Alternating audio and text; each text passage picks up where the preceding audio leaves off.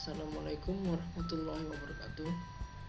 Perkenalkan, saya Muhammad Akram dari Prodi Pendidikan Teknik Elektro Universitas Negeri Makassar. Pada kesempatan kali ini, saya akan membahas sedikit materi tentang aliran pendidikan modern. Secara umum, aliran pendidikan modern terdiri dari 6 aliran, yaitu aliran progresivisme, esensialisme, rekonstruksionalisme, konstruktivisme, perennialisme, serta idealisme. Yang pertama, aliran progresivisme. Progresivisme adalah gerakan pendidikan yang mengutamakan penyelenggaraan pendidikan di sekolah yang berpusat pada anak sebagai reaksi terhadap pelaksanaan pendidikan yang masih berpusat pada guru. Kurikulum pendidikan progresivisme adalah program yang berbasis ada pengalaman atau kegiatan yang diminati oleh setiap peserta didik. Adapun tujuan dalam aliran ini adalah melatih anak agar kelak dapat bekerja secara sistematis, mencintai kerja dan bekerja dengan otak dan hati. Metode pendidikan progresivisme ini secara umum terbagi menjadi 3, yaitu metode belajar aktif, metode memonitor kegiatan belajar, dan metode penelitian ilmiah. Yang kedua, ada aliran esensialisme. Esensialisme modern adalah gerakan pendidikan yang memprotes aliran progresivisme terhadap nilai-nilai yang tertanam dalam warisan budaya dan sosial. Adapun tujuan pendidikan aliran ini untuk menyampaikan warisan budaya dan sejarah melalui inti pengetahuan yang telah bertahan sepanjang waktu dan demikian berharga untuk diketahui oleh semua orang.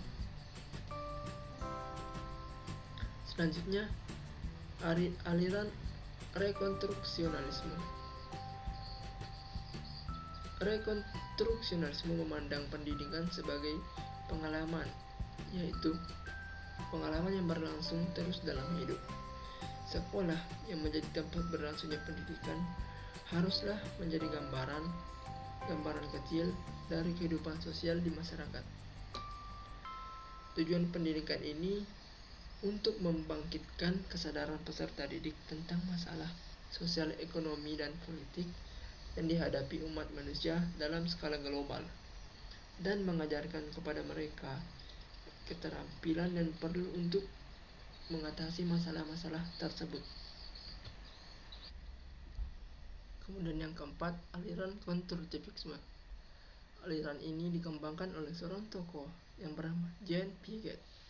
Melalui teorinya perkembangan kognitif, dia mengatakan bahwa pengetahuan merupakan interaksi kontinu antara individu satu dengan lingkungan lainnya. Artinya, suatu proses bukan suatu barang. Menurutnya, proses adaptasi intelektual antara pengalaman dan ide baru dengan pengetahuan yang telah dimilikinya, sehingga dapat terbentuk pengertian baru. Jean juga berpendapat bahwa perkembangan kognitif ini dipengaruhi oleh 3 proses dasar, yaitu asimilasi, komodasi, serta ekuilibrasi.